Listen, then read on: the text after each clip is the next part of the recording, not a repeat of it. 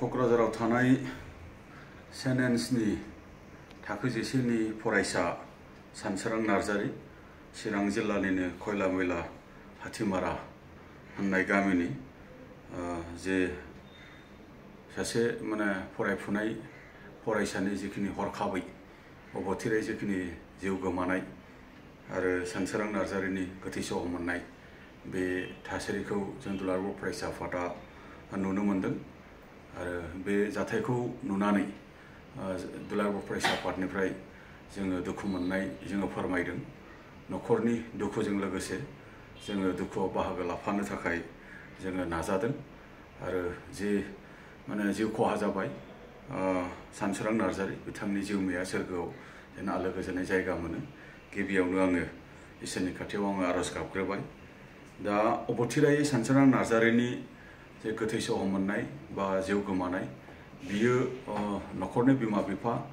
बा जे जोंनि समाज बेखौ गोथौयै दुखु मोनहोदों आरो जोङो सोमोनांदों थारैनो बे जाथाया मा जामारदों। दा बेनि थाखाय मिरु दुलाराय बर' फरायसा आफादनिफ्राय क'क्राझार जिल्ला दुलाराय बर' फरायसा आफादनि गेजेरजों जे जाथाया मा जामारदों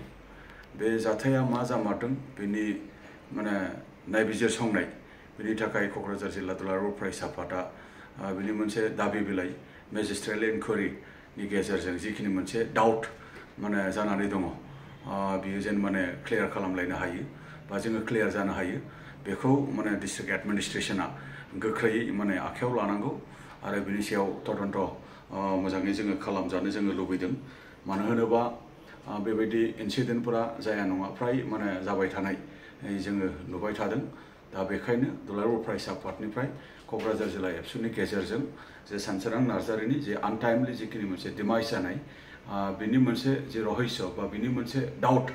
बेखौ मोगथाङाव क्लियार होनांगौनि थाखाय बा सोरबाफोर जुदि दायनिगिरि हिसाबै जुदि दङब्ला बेखौ मोनसे इनभेस्टिगेशननि गेजेरजों बेखौ गोख्रों मोनसे साजा होनायनि जिखिनि बेबस्था बेखौ जों लानो हायो। बेनि थाखाय पस्टमर्टेम रिपर्ट बेखौ थाबैनो दिहुननायनि गेजेरजों आरो बेनि सायाव मेजिस्ट्रेल इनकुवारि खालामनायनि गेजेरजों जे मा जामारदों बेखौ जेन क्लियार खालामनानै होयो डिस्ट्रिक्ट एडमिनिस्ट्रेशननिफ्राय दुलाराय बर' फरायसा आफादनिफ्राय जोङो बेखिनिखौ जोङो दाबि दैखांदों।